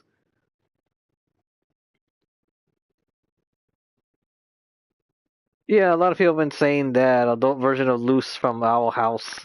I've been seeing that on the internet. I watched like 5 episodes of Unicorn Warriors. I enjoyed them, and my interest got lower and lower the more I watched, so I essentially dropped it. Sengoran Kagura is from the characters of One Chanbara, Devil May Cry style beat up series. I like the latter, but Sengoran Kagura is too fan servicey for me. No, I haven't read Garuden, and that's something I haven't touched yet. I love Samurai Jack 2 mostly because of the aesthetic and choreographies that kept me engaged. Garuden had the potential to be better than Baki, but then it entered infinite hiatus and didn't end. I wish the novels were translated so you see the rest of the story play out. Like, it's the same type of kind I get from learning these detailed stories from about somewhat grounded and realistic martial arts style from watching an anime documentary or whatnot. That's also the difference between Tough 2, because it started to get more crazier with the martial arts. You know, with the wind techniques and all these, like the bird's eye, mind's eye thing. And then all these counters, and then by the very end, everyone's doing like Mortal Kombat moves where they teleport behind people. Emulators, yeah, I don't know. I haven't really looked into emulation yet. The Guyver action game might be the best for the franchise. Something like Bayonetta or DMC. Yeah, I guess so. I wouldn't mind like a Guyver Terraformers crossover or something like that. Because I feel like Terraformers is pretty much like the modern Guyver. Although way more like sci-fi heavy and text heavy with its exposition and explanations. Would you be interested in playing the Ken's Rage games if they re-released them? Maybe. I don't know, like, cause I could see the problem with the games that they do look like they go on for too long. I have nostalgia for the 2001 Baki anime. It's really what kind of led me to be interested in martial arts and Japanese MMA circuit as a whole. That was my early teenage years when I found it. So I'm really disappointed with how the series just kept getting worse. I was reminiscing how much I liked Shinogi Kosho back then. Oh yeah, because the cord cutting is like a very unique style, and it just kind of fades away. Because if you look at things chronologically from the manga, that was like the first unique thing. Oh wow, that entrance actually saved me from being stabbed.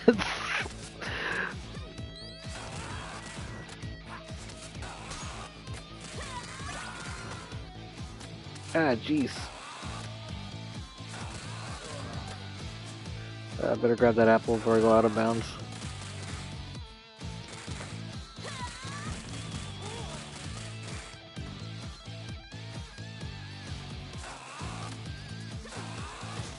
Ah, come on.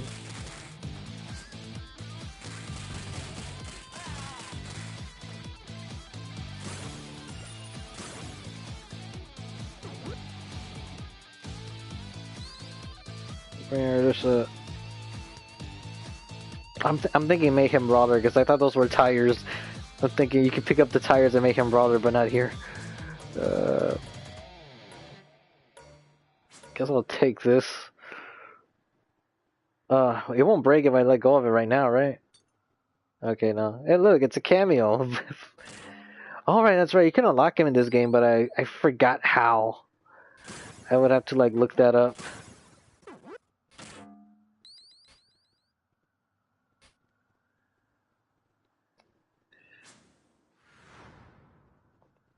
Time for another boss battle.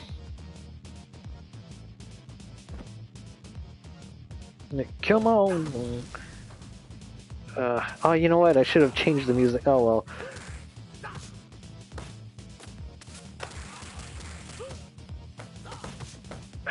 Shit.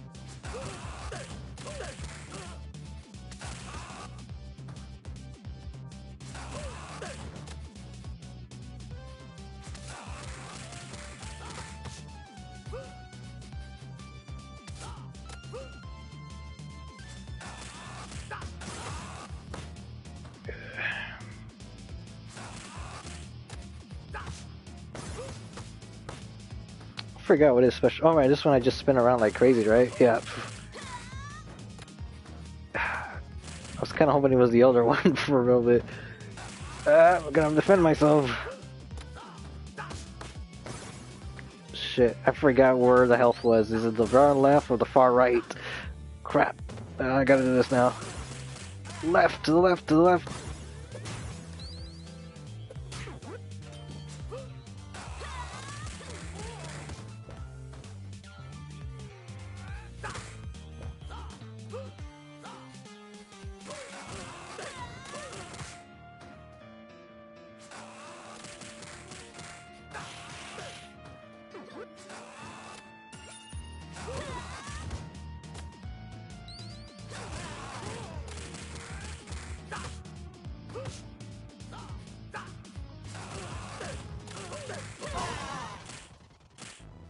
Yeah, that one easier than usual.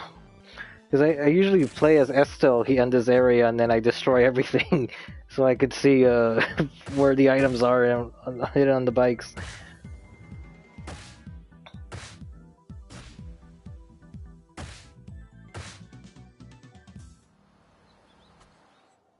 Yeah, Chinatown is like the hardest one, I think. Let me... Yeah, you know what, let me try with Blaze so I could practice a bit more with her. Let me go back to questions. Hey, played the other Streets of Rage games? Yeah, I played the first 3 games, literally fighting Freddie Mercury, yeah. I played the other ones, but I haven't gotten very far. The first one is the one I spent the most time on. Although I am really surprised the upgrades from part 1 to part 2. Part 2 it just looks amazing. Like how it just got that upgrade. But I like the mobility of part 3 like a lot. But I hate the soundtrack for part 3. It's just like really back and forth between all 3 games. It's like there's no perfect Streets of Rage. I guess Streets of Rage 4 is the closest. Like this is the most perfect we're gonna get. Itagaki's autobiography portrays Keisuke as being a mostly absent father, only coming back from the studio during holidays and what now? Oh, you mean like his daughter? She draws him as a threatening muscular blood. Did you play the Japanese version of 3? The version that I played was on the Sega Games Collection, so I don't know if the Japanese version is on that. But I do know that the storyline's a lot much more like darker and much more graphic, and I know there are some like sprite changes too. Sega Genesis game? I wouldn't know because I haven't played like a little bit.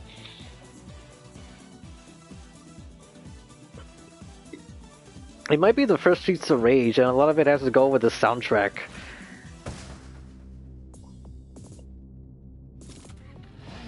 How long have I been streaming for?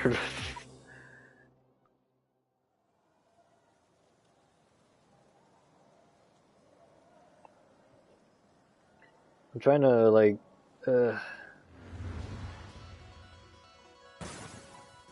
Why do I have 6 lives? Did I change the settings?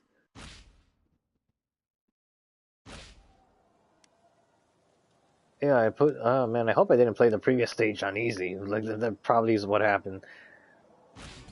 It's like that was, oh boy, who knows? That might be the case. Like maybe that's why it went by so smoothly that time against the boss. Yeah, because chances are I'm probably gonna like die here for certain. Because the really difficult part is like at the very end, where you're fighting against a bunch like the just never-ending enemies. Oh, what am I doing? That's just stupid of me.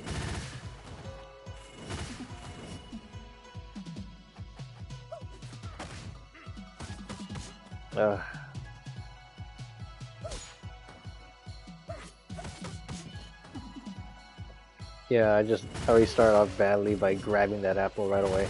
I don't know why I did that. I guess survival mode is like messing with my head. Pick up your pants!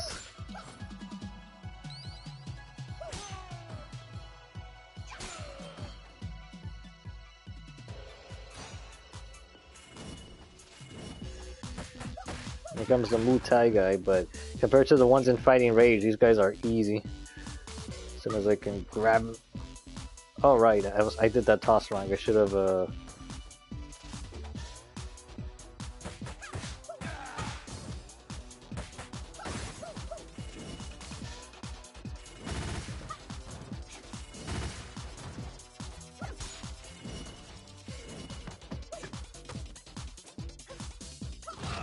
There we go, that's the one I should have done.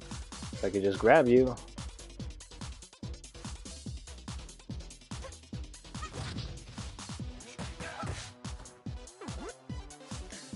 Yeah, just about every enemy is faster than you in this game. That's what I kind of don't like about Streets of Rage 4. Even the characters that are supposed to be fast, they don't feel that fast. Especially compared to like other games.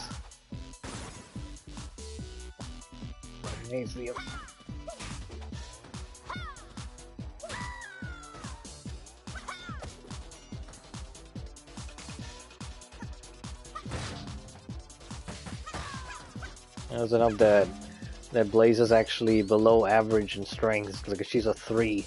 Oh, that's right. I never checked the strength of Adam Blade because I don't know. I kind of feel that it might not be a 4. It kind of feels more like a 3.5. Because the average strength for everybody is like 4. There's some characters that have power level 5, and I gotta take it already because it's not. Yeah, it doesn't even fill me up. I still haven't really figured out how to beat these guys like the easy way. Because they're like a problem, especially in the final stage.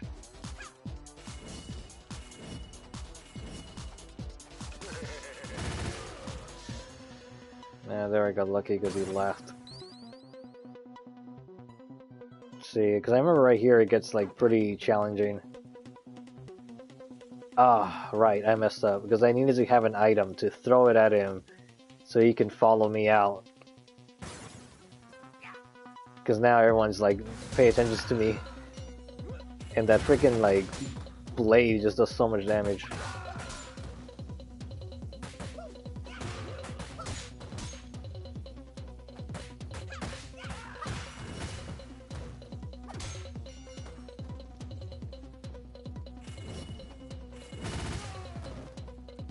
Yeah, here comes one. I gotta be careful here.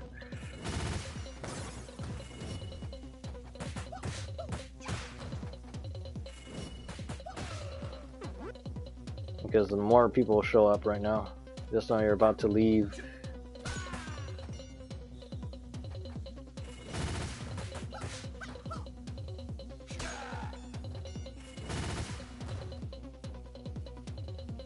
I want to keep it over here because I don't want to go out of bounds and not be able to grab the health. Ah, it didn't work. At least they got me closer to this.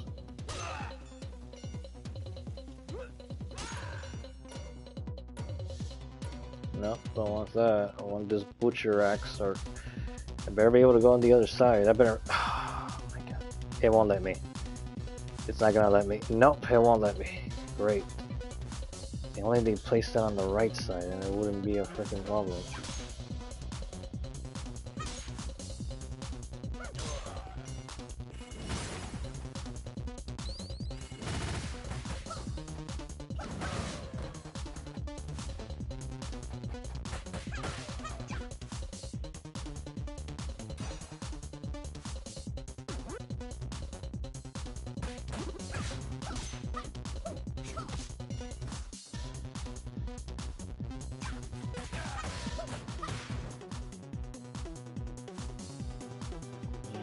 I need to like try to. I didn't think it would knock it that far back. I need to goad him over here.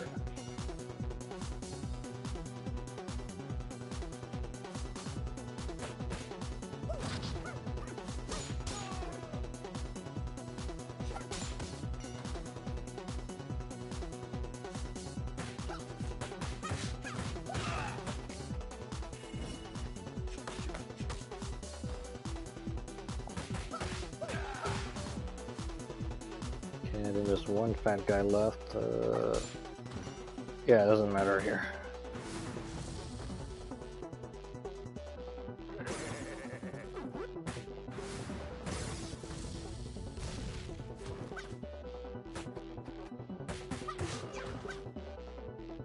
Guess here comes the one of the first enemy types are actually like gotta think about how to fight him. Nah, he broke out of my hold.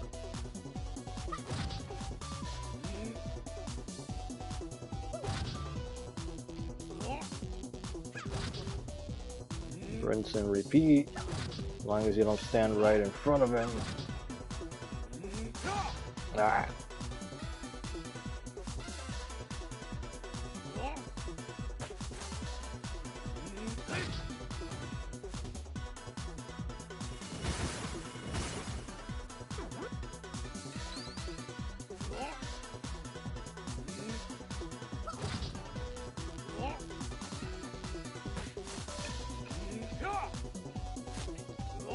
No, I have to do the regular toss.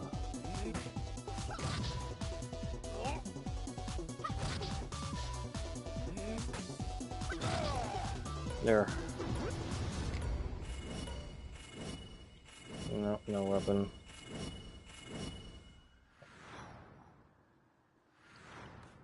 Here comes the hard part. Yeah, left and right, left and right.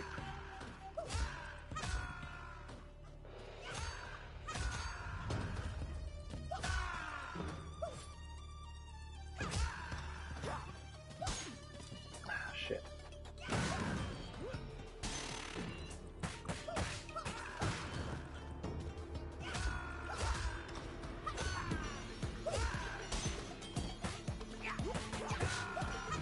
Yeah, screw it. Probably should have saved it for the next area. Then again, I don't think there's any health here. Fuck. Wrong fucking way.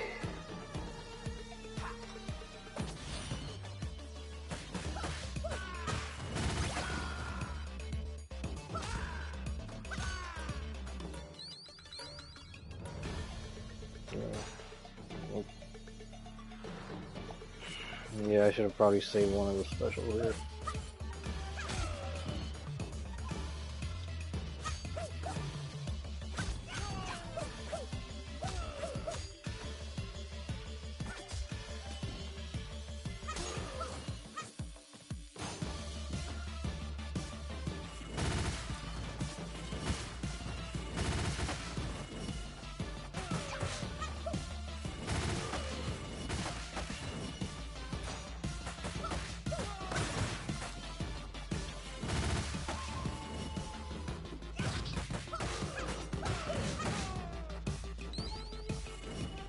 Shit, one has the cleaver. And the baseball bat, great. Fucking...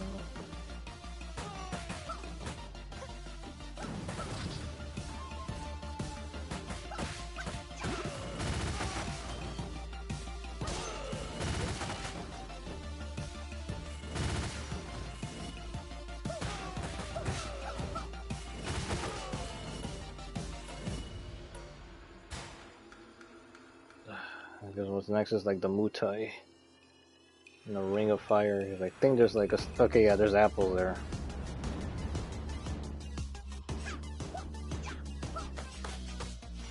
Shit.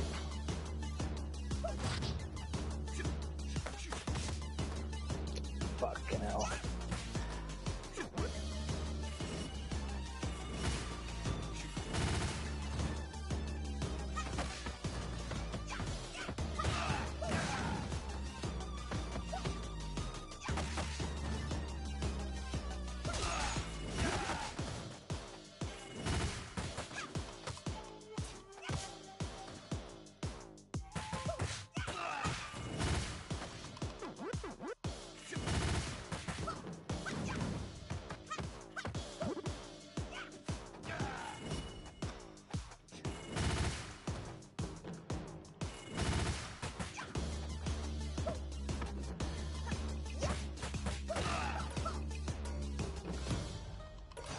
Is there anything here I can use? Nope. I already died twice in this area.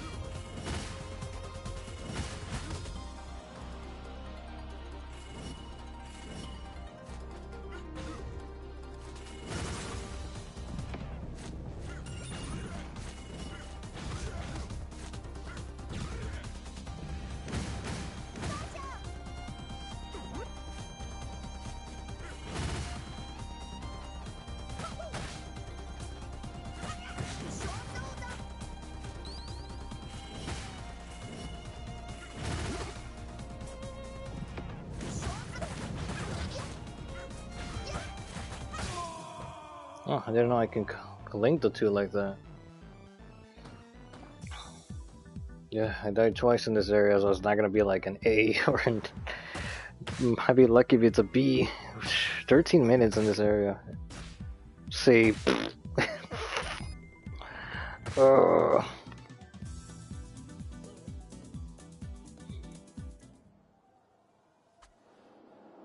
Skychain is a really short stage.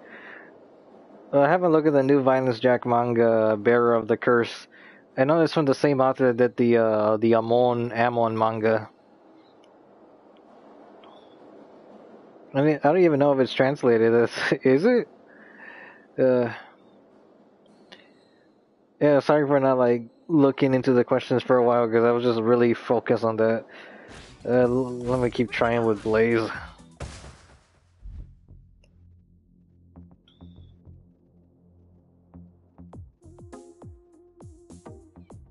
I think I'll keep going for like another few minutes because the people just went down like a lot. I think there was like 6 or 7 of us here, and then it just went down to 3. Well, actually, I'm watching the stream too, so I think it's more like 2. I have S still on the thumbnail, but I think I'm gonna have to change it to Blaze now.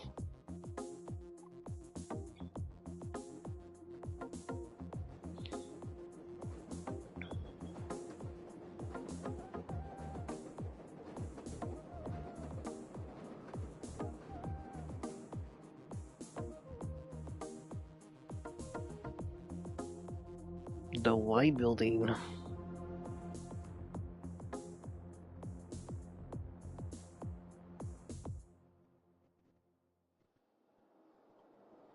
I don't know, Shio to me is like a very Goemon Nishikawa type character.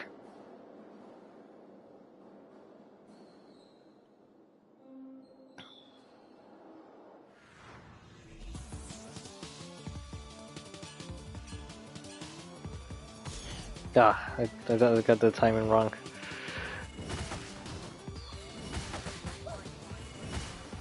Actually, if I remember, it's better just for you to. I gotta get used to that now. It's better just to keep going to the right until eventually you reach like an end. There, I got it.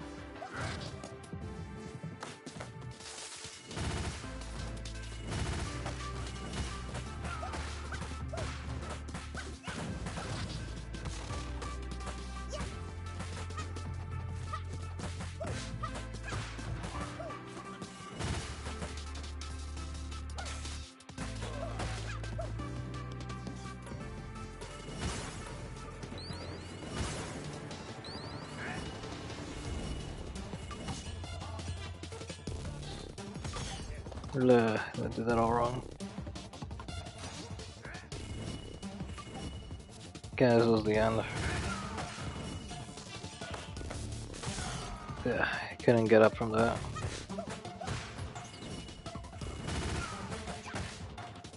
Should have saved that apple.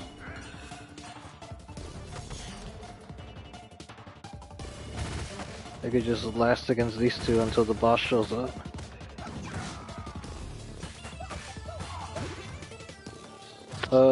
Don't know if I'm gonna get hit by anything now.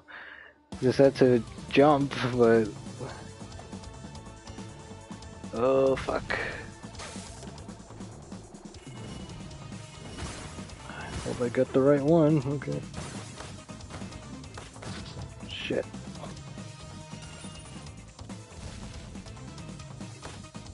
Fuck me. Did that count? Yeah, that fucking counted as a death. You're right.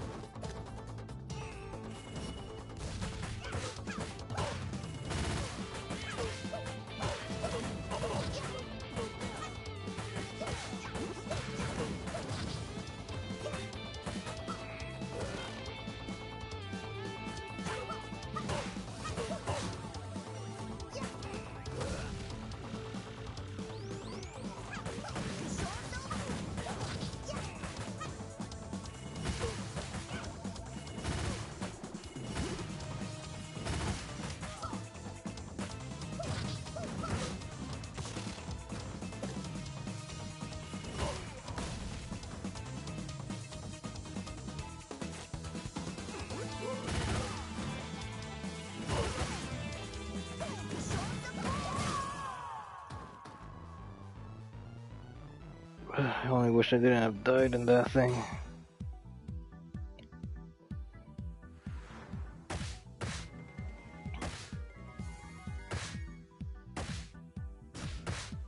It's still a C. God damn. That's great. Oy. Let's see, is any... Yeah, I guess there's no more questions for me. I'm just having conversations. Art gallery, White Tower. So just keep doing blades until I. I don't know, I'll just wait and see. I wonder if the English version of Violence Star will come in the future. Thank you, love your content. English version, I guess you mean like a license? Violence Jack.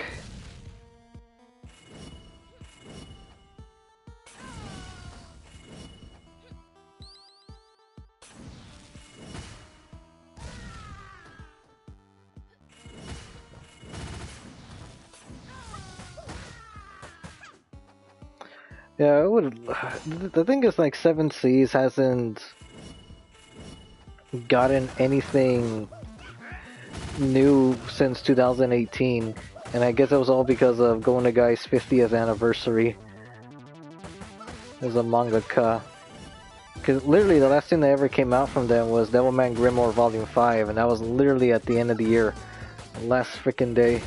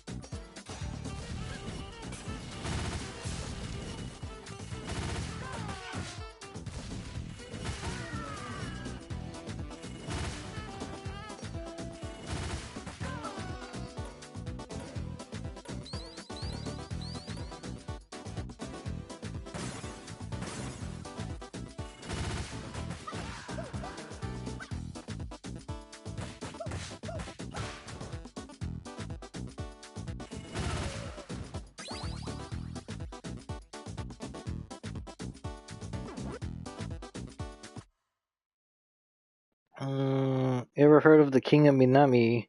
It's one of the longest running manga of all time. It's about a loan shark. It's over 150 volumes and still going. And time finally pick up translation for it. Jeez, that's no way they're gonna release all of it, right?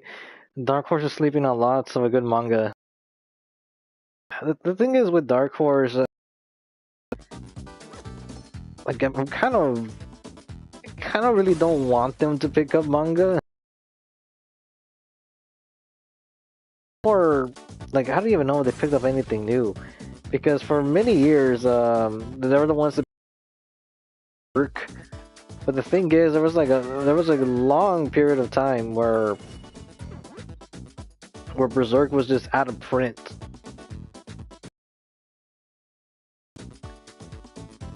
Only recently now can we like everything's like around and there's new editions, but I don't know. I kind of don't want to have like a repeat of that happening. Because I mean, Berserk was it's always been popular for some reason. I really don't know how it reached that status of like what do I have? How it reached that status of a mandatory setting. I mean, I know it's great and all, and it's definitely like the one I like in terms of like setting titles.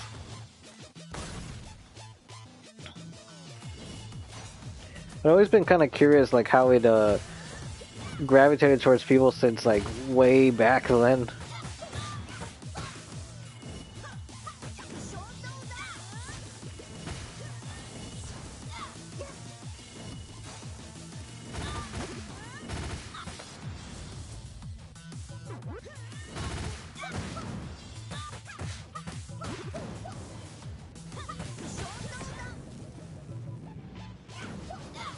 Oh, really? I didn't hit nobody.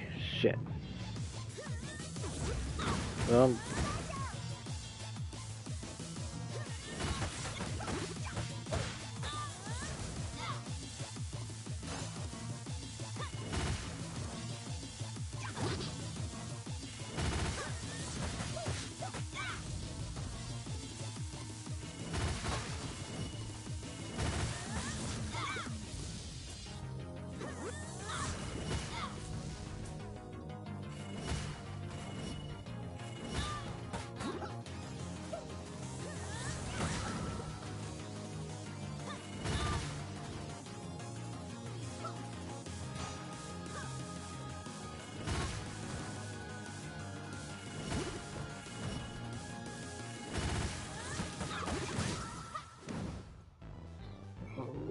better to move as her.